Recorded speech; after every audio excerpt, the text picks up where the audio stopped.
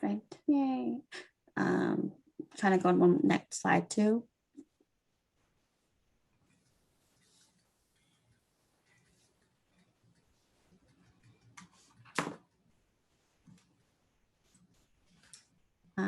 Just do the arrow over, or you can do the arrow below. Use your mouse. Keyboard. All right. My apologies, everybody, for that, but we're going to be all right because you know what? Things happen. It's called living. So I'm glad you can see the slide. I'm not going to go back to the very beginning. I do want to start. You can see this. It's doing the transitions and all that good stuff now. All right, good deal.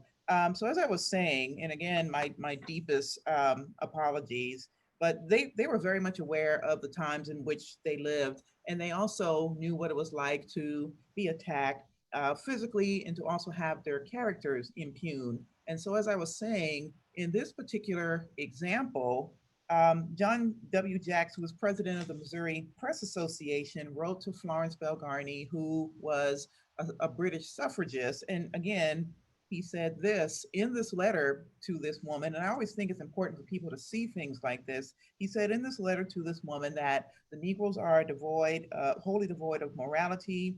The women are all prostitutes and natural liars and thieves. It's characteristic of their race, and we who know them do not blame them. And this document, it's available at the Moreland Spingarn Research Center in Washington, D.C., but because of the moment that we're in, these documents are also readily available online. So these Black women watched as their families and friends were victimized by racial violence and Jim Crow laws, and all of these things that were the result of the increasing entrenchment of racism in America. But they didn't passively accept these onslaught to their communities. While they had long organized on behalf of their communities, their efforts assumed more intentionality at the turn of the 20th century and beyond. So as part of a larger but segregated women's reform and club movement, in 1896, they formed what became known as the National Association of Colored Women's Clubs. And I don't know if you can see directly behind me, there's a flag that says Lifting as We Climb 1896, and it has the same emblem on it. And I have that because I'm actually a member of the Arkansas Association of Colored Women's Clubs. So they formed the National Association of Colored Women's Clubs, which was a consortium from around the nation. And they brought these women together to discuss all of the issues plaguing Black communities like disfranchisement, health, housing, racial violence, and food insecurity. And their motto was lifting as we climb. But embedded within these issues was an ever-present concern about the fate of Black women in America. And Black women in South Carolina were a part of this initiative. And this is just an article from 1896 when the NAWCW was formed. But Black women in South Carolina were also a part of this very important initiative through their membership in the South Carolina Federation of Colored Women's Clubs, which was organized in 1909 at Sydney Park, Colored Methodist Episcopal Park in Columbia, by Marion Burney Wilkerson, Susie Dart Butler, who was from Charleston. Wilkerson was from Charleston as well. Sarah B. Henderson, Lizella Jenkins Moore of Orangeburg, and Celia Dial Saxton of Columbia. And the SCFCWC's purpose was to promote the education of colored women, raise the standard at home, work for the social, moral, economic, and religious welfare of women and children, protect the rights of women and children, and to secure civil and political rights for African Americans, and also to, quote, promote interracial understanding so that justice and goodwill may prevail among all people. And this is just a couple of slides here from the South Carolina Federation of Colored Women's Clubs in the 1912s, 1911, 1913, in the years just before World War I. And if you take a look at them, you'll notice that they all have one thing in common. They're working hard to improve lives for Black women and Black children. And here's another example here of them holding their annual meeting in Sumter, South Carolina. And this is just another example that names all the women that I mentioned and then some when the state federation met in Charleston. Also, the South Carolina Federation of Women's Clubs anthem was Loyal Women of Palmetto, which was set to the tune of the Battle Hymn of the Republic. And the words were by Lizella Jenkins Moore, who was a member of the Orangeburg-based Sunlight Federated Club. And it outlines again the very basic goals that inform all of these Black women's clubs: the fight for prohibition, rather, Black women's virtue, the sanctity of Black homes, educational and political opportunities, community and involvement, and interracial cooperation. And this is a theme that comes up over and over and over again. Now, the first president of the South Carolina Federation was Marion Burney Wilkerson, who was born in Charleston between 1870 and 1873. She was educated at Avery. She established the Sunlight Federated Club. She was also a descendant of one of Charleston's many free Black families.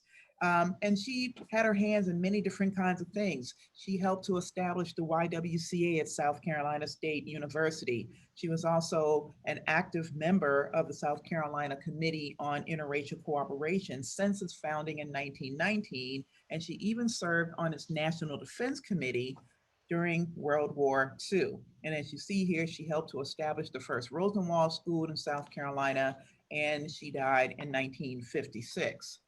But South Carolina Club women were particularly concerned about indigent young Black women. And this is just another example of some of the work in which club women engaged during World War I. So they too contributed to the Red Cross, which was segregated, the YMCA, which was segregated, and everything that they're doing at this moment is segregated.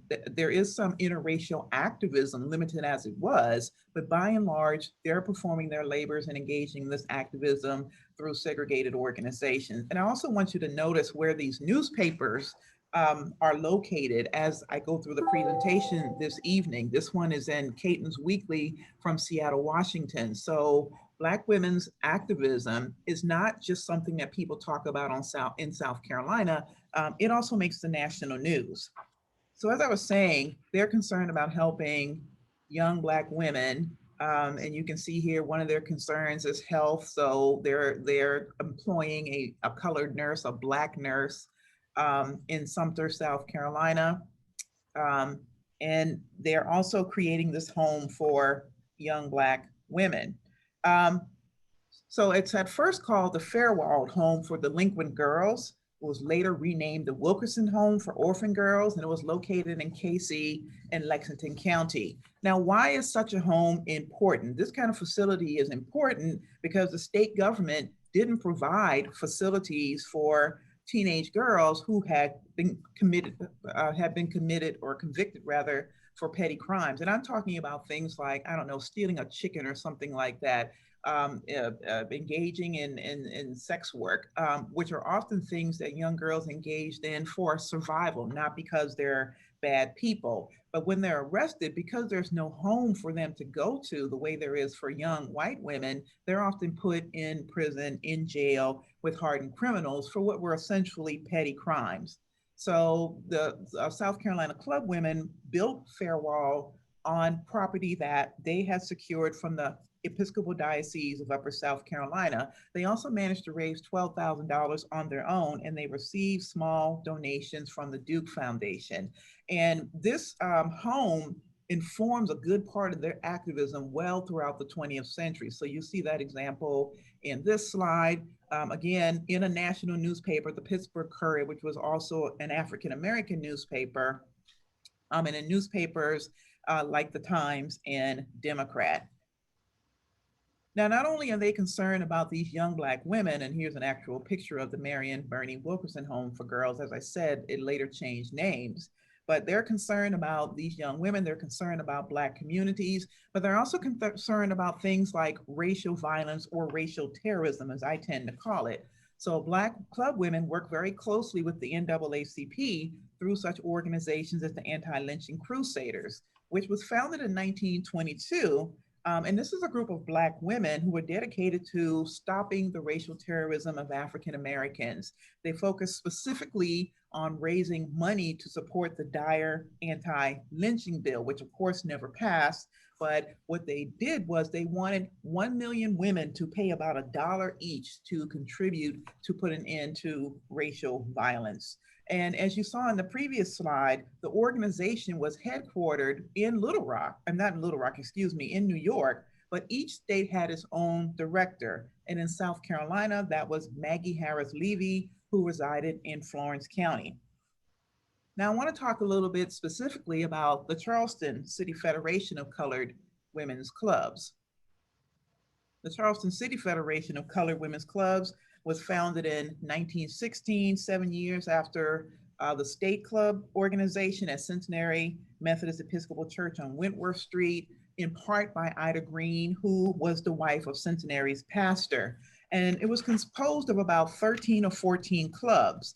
And many of these Black women in Charleston were inspired to engage in activism by Memphis, Tennessee clubwoman Mary Church Terrell. And Mary Church Terrell was born and raised about an hour southeast of where I am right now in Jonesboro, Arkansas. And she was also the first president and one of the organizers of the National Association of Colored Women's Clubs. And she actually came to Charleston and spoke in the 1920s at Mount Zion AME Church. And according to Mamie Garvin Fields, another Charleston clubwoman and founder of the Modern Priscilla Federated Club in 1927, Terrell emphasized the importance of educated Black women's leadership roles in the community. She recalled Terrell saying, quote, "Those of us fortunate enough to have education must share it with the less fortunate of our race. We must go into our communities and improve them. We must go out into the nation and change it. Above all, we must organize ourselves as Negro women and work together." Fields, who joined the Charleston Federation in 1916, remembered that everybody was so excited by Terrell's message that, quote, "No one wanted to wait till morning to pick up our burden again. Everywhere you might look, there was something to do." So among the Black women's clubs in Charleston, and I'm just going to show you some images here, was the Phyllis Wheatley Literary and Social Club, the Marian Anderson Federated Club. I don't have pictures of all of them on here. The Elite Art and Social Federated Club, the Marionettes, the Book Lovers Club. All of these clubs provided services, social services to the local Black community, but they also provided important social contact for educated Black women. So there's an intellectual component to what they do as well. They sat around and they discussed Black history and talked about the importance of teaching Black history long before it was something that we see all around us in schools today.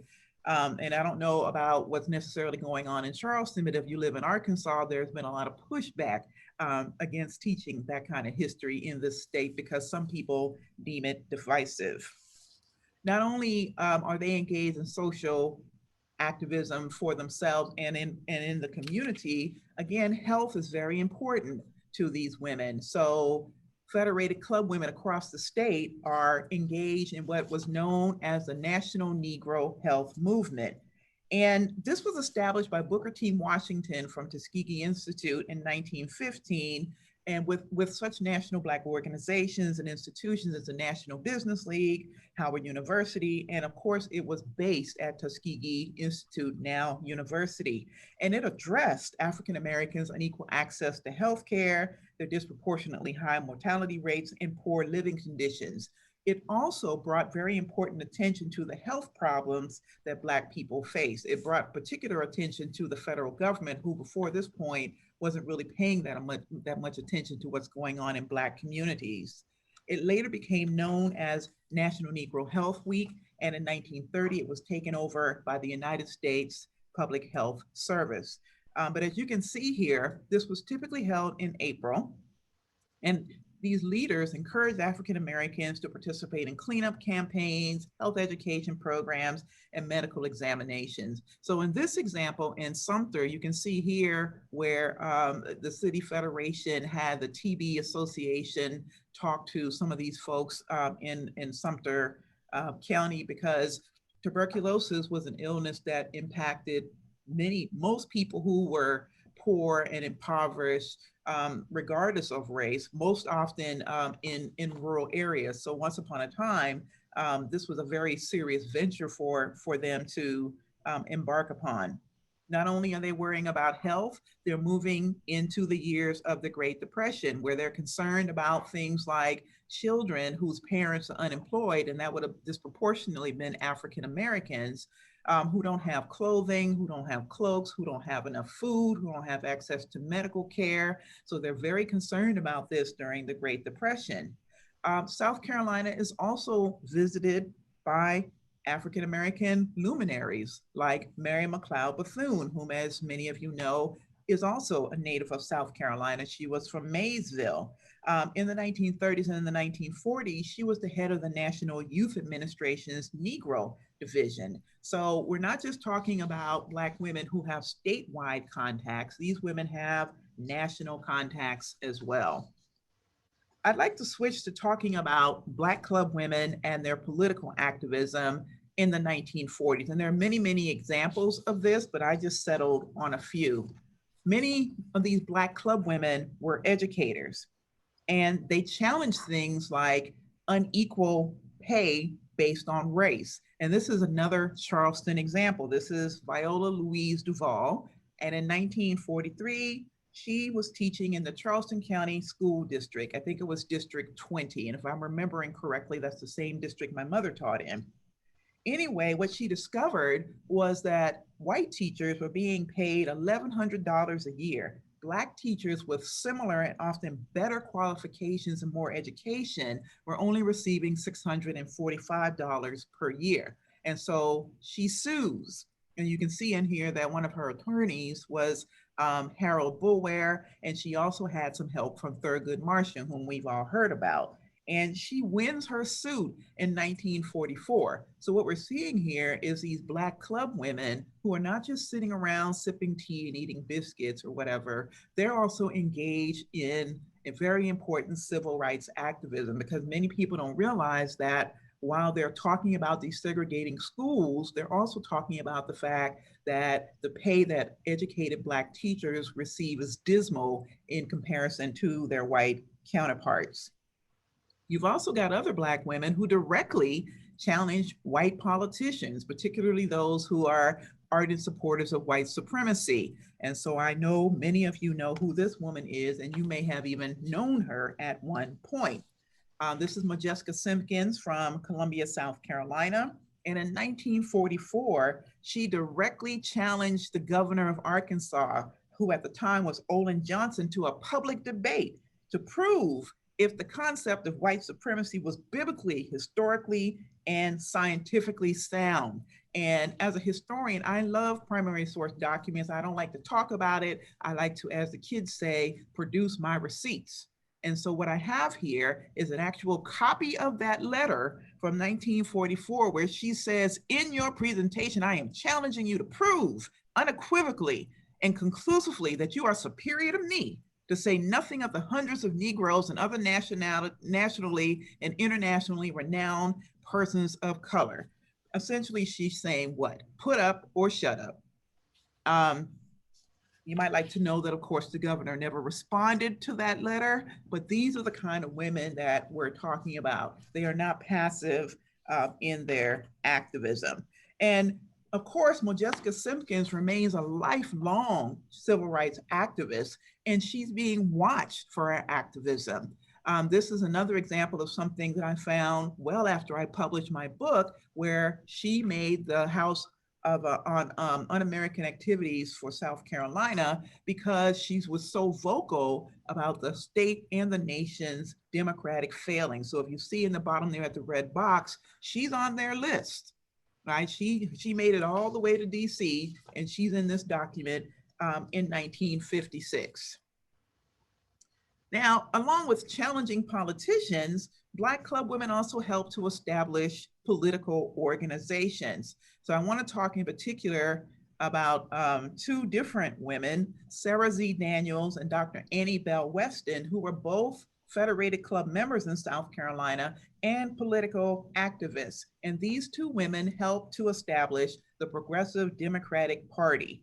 Now, if you think anything about civil rights in Mississippi, most people have heard of Fannie Lou Hamer, and they've heard of the Mississippi Freedom Democratic Party that was formed in 1964, 1965. What many of them don't realize is that South Carolina already had a similar party that was formed 20 years earlier. And it was originally founded as the South Carolina Democratic Party after the state legislature converted the Democratic Party to a private club in order to preserve its racial exclusivity. And they renamed the party the Progressive Democratic Party in 1944. This is how engaged these folks were. They attended the 1944 Democratic National Convention in Chicago to support President Franklin Delano Roosevelt's nomination to a fourth term in office. And when they formed this organization, women like Sarah Z. Daniels and Annie Bell Weston jumped at the opportunity to become leaders, and they even helped to establish the PDP's Women's Auxiliary. Now, I want to provide you a little bit of background on these women because I don't like to just talk about them. I like for people to know who they were. Sarah Z. Daniels was a jeans supervising industrial teacher in the 19-teens, and I'll say more about that in just a second. But years later, she also became a home demonstration agent. So that means she worked in rural South Carolina and was employed by the South Carolina Agricultural Extension Service. She also was later the first African-American president of Church Women United, which I've also written about. This is an example from the State of Superintendent of Education, state of South Carolina in 1918. And you can see here that at one point she was working in Marion County, South Carolina, making a paltry $240 per year, although I imagine that was probably a considerable amount of money in 1918, and particularly during World War I. So that's what she did initially.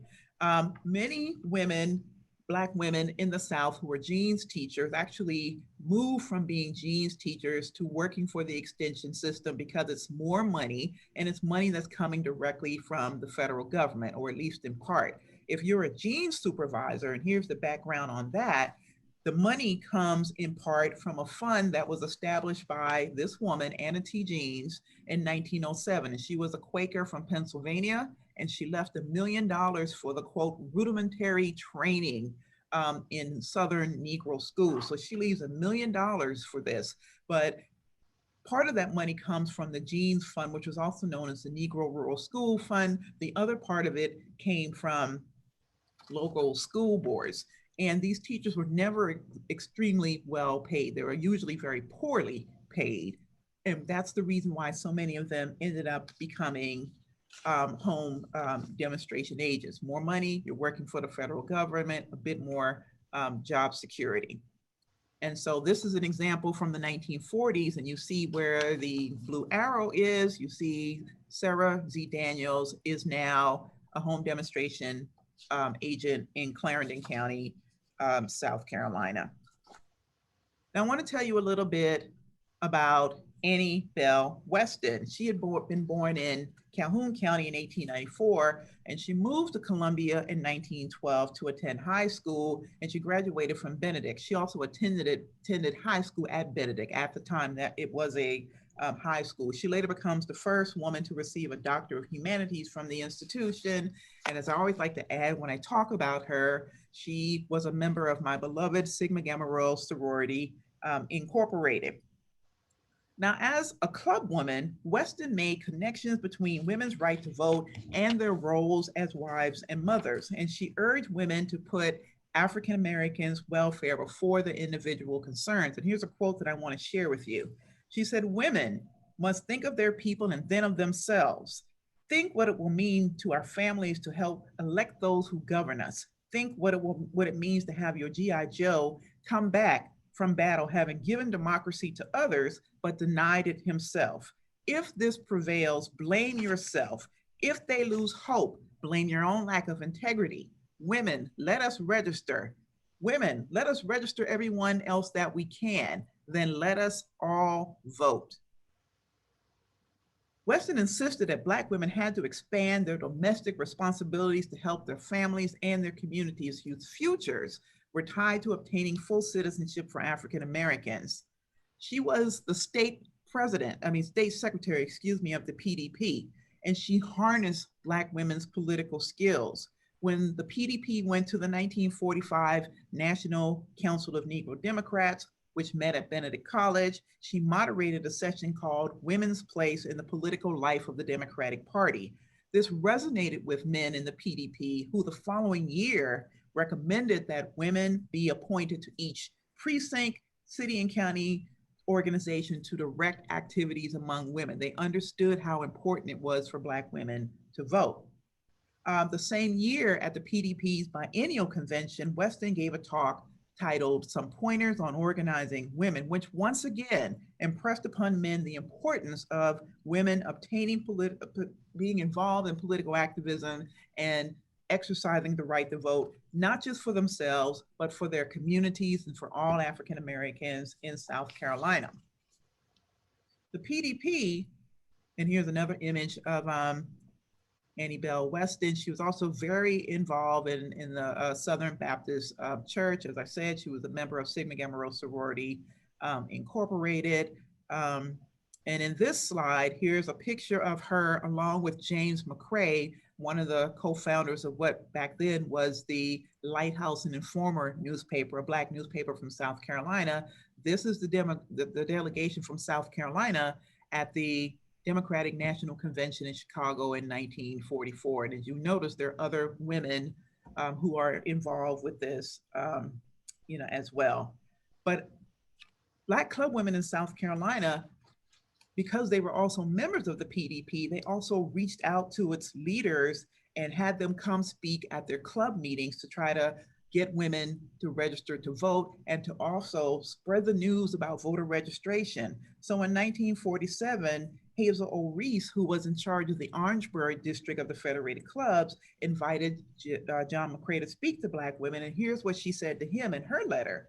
She said, "We are desirous of having someone bring a message which would deal with civic affairs which might be of interest to women." In a response to this, McCrae wrote, "It is comforting to note that our women, 60% of the voting population, are giving serious thought to the role they should play in governmental affairs. And it is even more heartening when so powerful and useful and potent an organization as the Federation is pushing the interests." In another example, Charleston City Federation clubwoman publicity chairperson Evelyn Murray Parker invited McCrae to talk to club women again about the importance of voter registration. But these Black women didn't need to be convinced. When Parker wrote McCrae, she told him that club members had already been given 10,000 bulletins about voter registration to distribute in their communities. And she further impressed upon him, quote, "The president of every club is being urged to keep before her members the importance of the ballot, and to have every member registered. Some clubs have already registered 100%. And this is particularly important. And here's an image here from the 1940s where they have the presidential electors. And as I said, they support the Roosevelt Truman ticket. And here you have John Green from Charleston, and then from the second district, Annie Bell Weston from Columbia.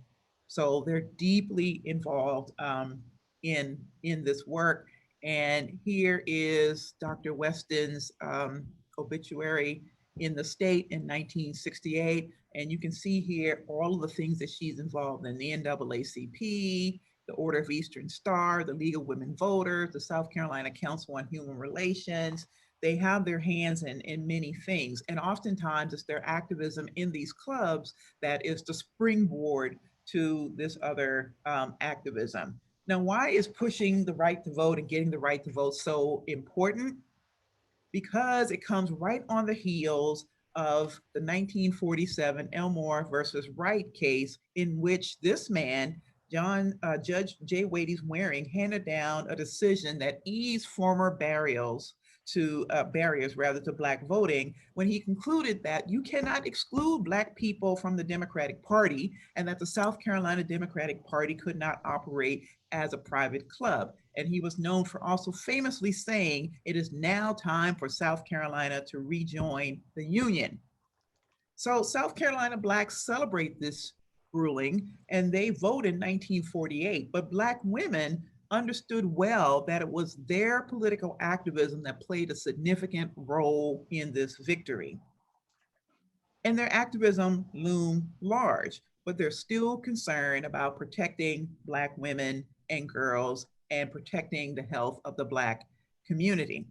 And so you see in this example, when the executive board of the Federation meets in Charleston, and they often met in Charleston, but they planned for their meeting in South Carolina on this particular occasion. When they meet, they are talking about things like raising money for the McClellan Banks Hospital and Training School for Nurses and Doctors in Charleston. And they managed to raise $150,000. And this is important because unlike me, I was born in Roper Hospital in Charleston, but Black people could not expect to be serviced in that hospital at this point in time in our history. And you can see at the bottom here, at the bottom of what I have in this little red box, where Governor Strom Thurmond generously sent a check for $100. Now, what else are they doing in the 1950s in these clubs?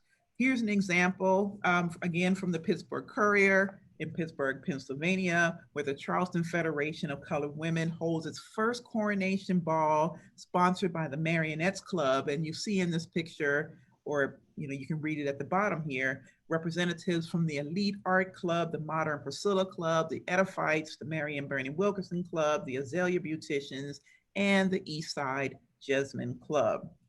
So they're supporting young women through these coronation balls. They're also likely supporting them with funds that help some of these young women go on to college. In this example, they're supporting their segregated community organizations. So what they hold in 1956 is a benefit to help the YMCA building fund with a womanless wedding. Let me go back to this very quickly. They hold a womanless wedding. And they also, to some extent, support another Charlestonian whom we all know about if we didn't know, Septima Poinsett Clark, when she lost her job and her pension in 1957 because of her activism and her outspokenness and her membership, not only in the NAACP, but in the National Association of Colored Women's Clubs. And as some of you probably know, she had taught in the school system for 40 years, and she would not receive her pension again until 1976. But what is noteworthy about this, as I always tell people, is that God don't like ugly. So she may not have gotten her pension until 1976, but her activism did not wane. She was very active around Charleston, and she served on the Charleston County School Board for years and remained an activist until her death at 89 in 1987. So as we move into the 1960s, we see these kinds of articles that talk about social events happening with the South Carolina Federation of Colored Women's Clubs. But if you notice again in the little red section here, they're interested in protecting young Black women. They're interested in supporting the Wilkerson home and in convincing other people to do so, but they're still expanding what?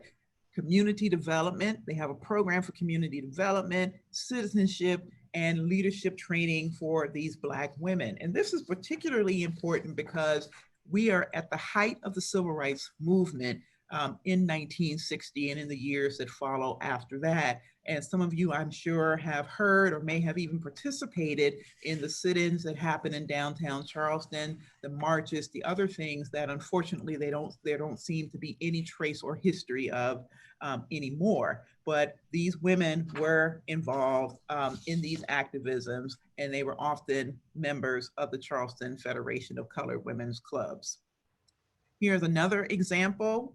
This is an article that Ethelyn Murray Parker wrote often about what was going on in South Carolina Federated Clubs. So again, I just want to underscore the point that it's not just what was happening what was happening wasn't just in local South Carolina newspapers. This information made it to Pittsburgh. Any place you had a Black newspaper, you can find out something about the South Carolina Federated Clubs or the Federated Club activities of Black women all over the country. And this is important because many of the people who lived in Pittsburgh and New York and places like that came from South Carolina, or they came from Charleston. So these papers were important to keep them informed about what was going on back in their home state.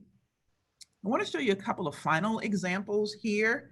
This is another example here from 1970, when the Federated Club president, Mrs. Janet G. Edwards, spoke at Limestone College in Gaffney, South Carolina. And again, I just want to underscore how many things these women were involved in. She is the president of the South Carolina Federation of Colored Women's Clubs, but she's also a member of Church Women United. She was also on the South Carolina Commission on the Status of Women. She also worked with Septima Poinsett Clark on the South Carolina Basic Education program. And this is just another example here in a final slide of just the many things that these women are involved in addition to their membership in the South Carolina Federated Clubs. And so to conclude, how do we sum up Black club women in South Carolina and the Lowcountry and their activism from 1909 rather, until 1970? And I'm stopping at that point, not because that's where their activism stops, but if I keep talking, we'll be here all night and we already got a late start. So I want to be respectful of your time. But they remain concerned about women and children, economic and moral, religious welfare. They always labor to raise the quality of life in African-American homes, families, and communities. They always attempted to work across racial and cultural lines and to foster intercultural understanding. And they were always concerned about civil rights and political rights. So they challenge racism and sexism because of their very deep and personal understanding of how these evils impacted Black lives in South Carolina. However, in doing so, they always remain loyal women of Palmetto. Thank you. Wow. Thank you so much. This is wonderful information. I can definitely be here all day with you, absorbing and learning and talking about these women's lives and their work. I have a list of names. I'm going to go back in the collection to find them at Avery and just make sure that we have this story collected, documented correctly. While I'm waiting for the audience to put your questions and comments in the chat, I have a few questions for you. Begin this Q&A portion. Okay. So I know we kind of ended the conversation on 1960s, but thinking about today's activism, about COVID, around the election last year, do you see Black women's clubs having the same role today as they did historically? Yes, because very little has changed. The short answer is that very little has changed. We still have some of the same issues. Depending on where you are in the country, food insecurity is an issue. Health is definitely an issue all over the country, and particularly in rural areas like Arkansas, where I currently live.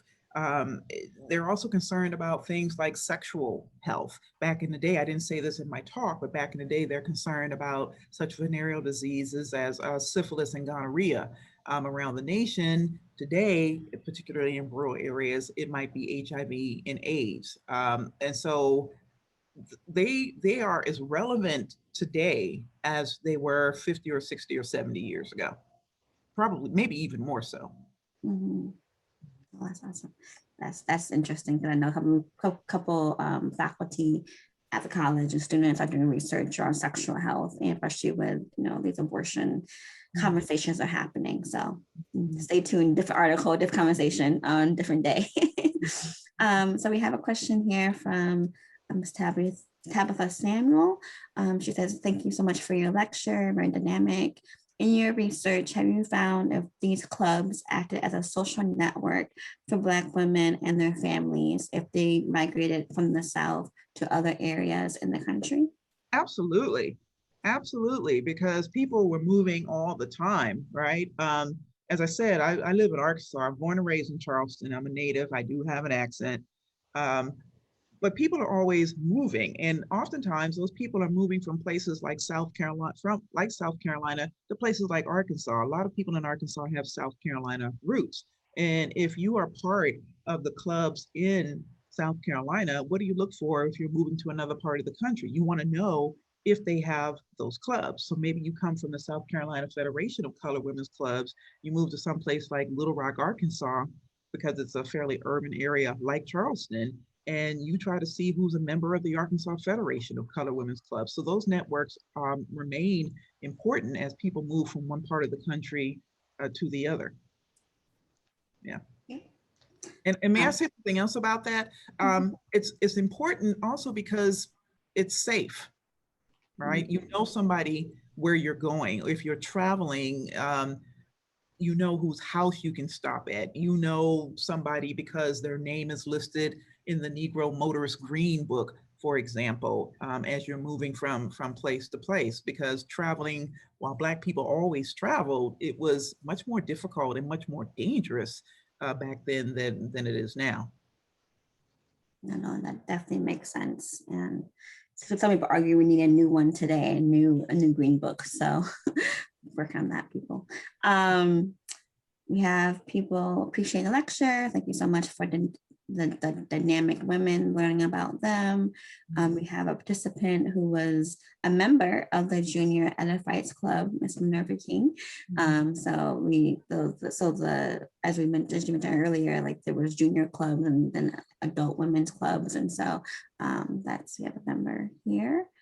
And then, okay, so question from Ms. Booth Rambo.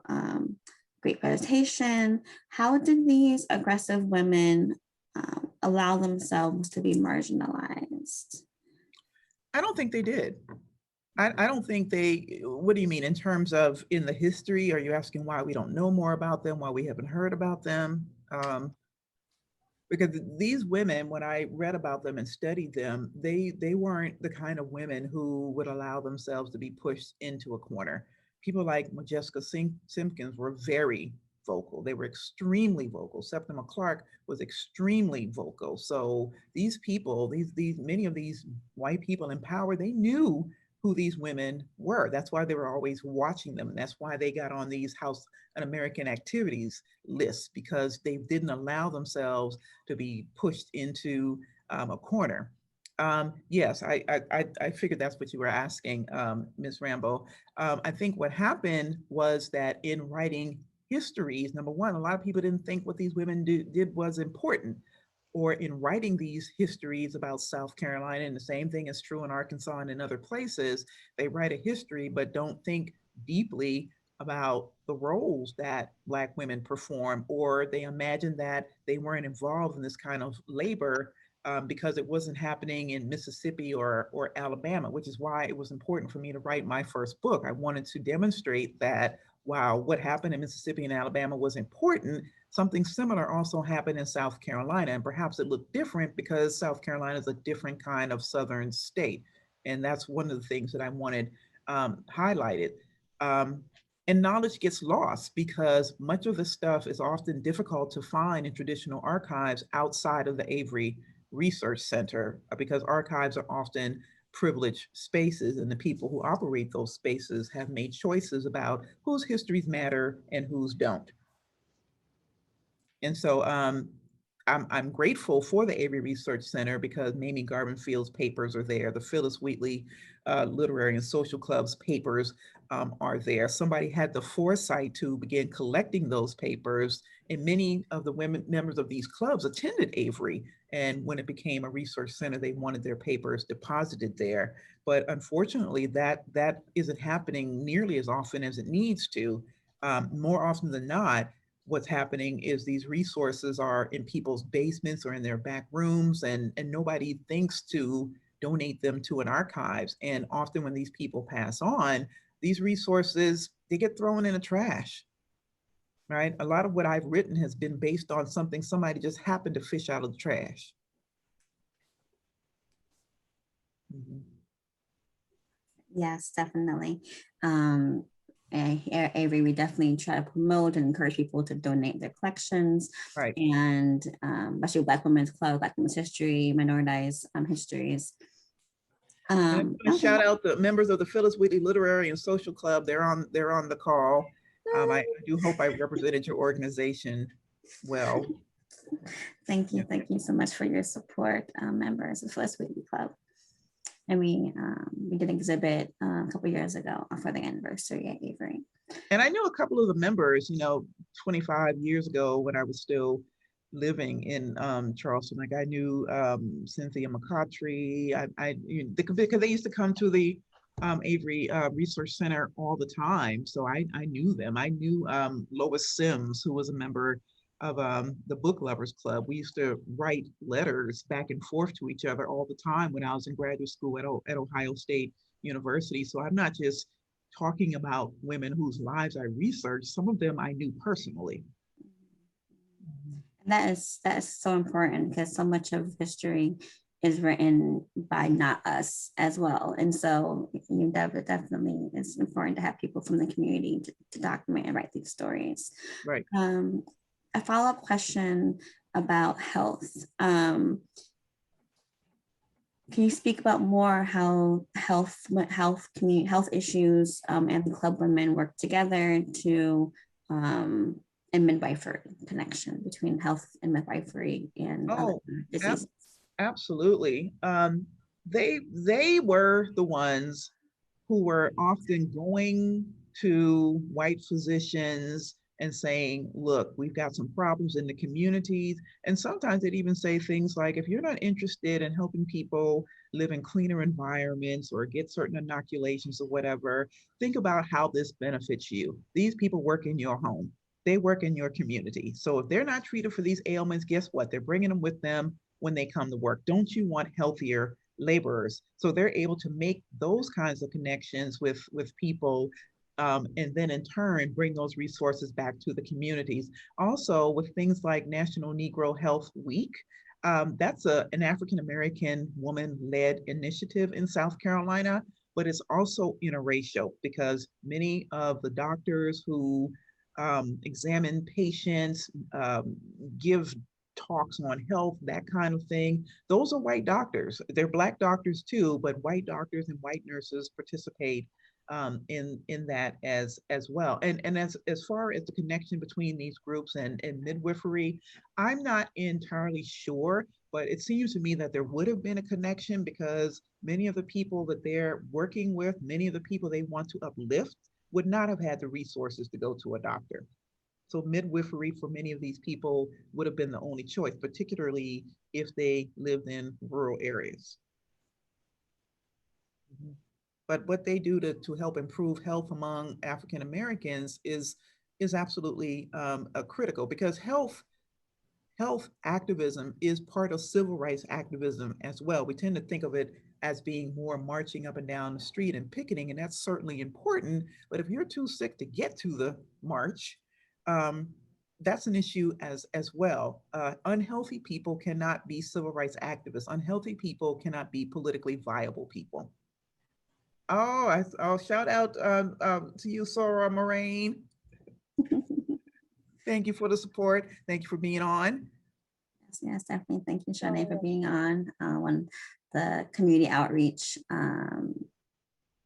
individual coordinator for DPLA. Thank you so much for joining us this evening. We have time for one more question from the audience.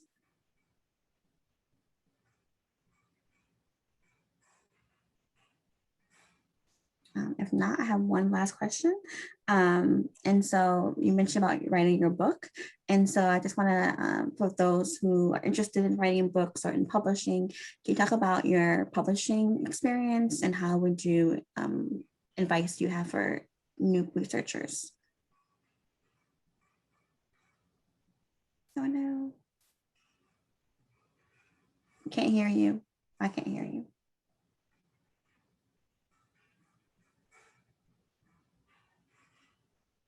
No. What happened? No, still can't hear you.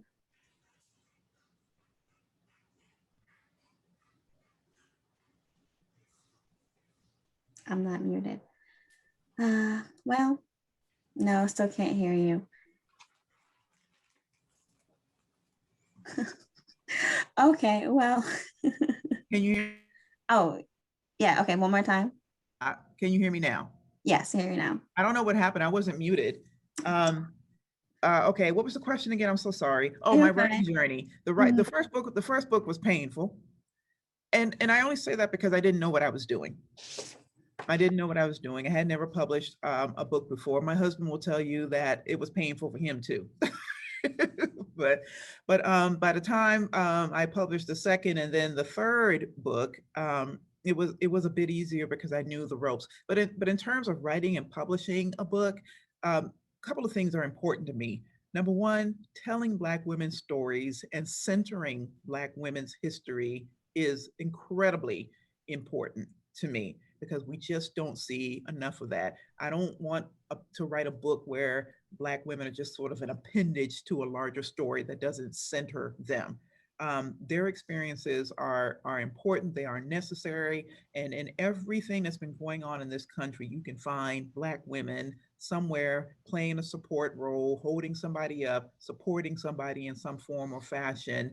And I want to know more about the people who played in those support roles. Another thing that was important to me in writing about Black women is I don't want to write about Black women or Black people as victims. I want to write about them as they were, as powerful people who lived under difficult circumstances, right? Living under oppression doesn't mean that you're unintelligent, that you're not innovative, that you're not a genius. It means all of those things to me. And so when I write about Black women, that's the stuff that I foreground.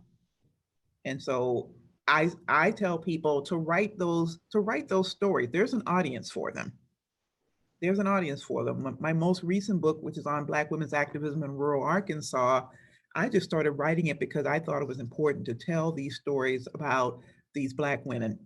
And it's been extraordinarily well received. I didn't have any expectations, but I did know that Black women were telling important stories that I needed to get out to the public, particularly because many of these women have passed on. In my most recent book, there's exactly one woman whom I interviewed who's still alive, and she just turned 90 this past weekend. So these repositories of information and knowledge and activism are leaving us. And if we don't talk to them and we don't get their resources out of what I call their home archives, we're going to lose them and we're going to lose these stories. And then we'll be sitting around when somebody does something and we'll say, oh, this is the first time we as Black people have ever. No, it's not. It's never the first time. It's the first time we've heard about it because we've lost so much history or we've let so much history die that the people who come after us don't know that there may very well have been a long tradition of this. And there was. And so I'm hustling as fast as I can to get these stories out so that the people who come behind me don't think that Black women didn't do anything when they did everything. Exactly. What you don't know, you don't know, but we are encouraging us all to learn, to read, to create your own narratives and Absolutely. And to donate financially or paper-wise to Avery or other repositories in your community. Right. While working on these efforts. I want to thank you all again for being with us. Thank you, Dr. Jone-Branch, for presenting and sharing information and your knowledge with us this evening. I want to encourage you all to view our past Avery Digital Classroom program on YouTube channel. And then we also have a program coming tomorrow evening with our partnership with the Eastside Development Center, and that will be on our YouTube channel. So please view that and follow us on social media on Facebook, Instagram, and Twitter. And I thank you all for being with us and have a good evening and enjoy your dinner, your meals and your dinner and your family. Thank you so much. Thank you all so very much. Thank you.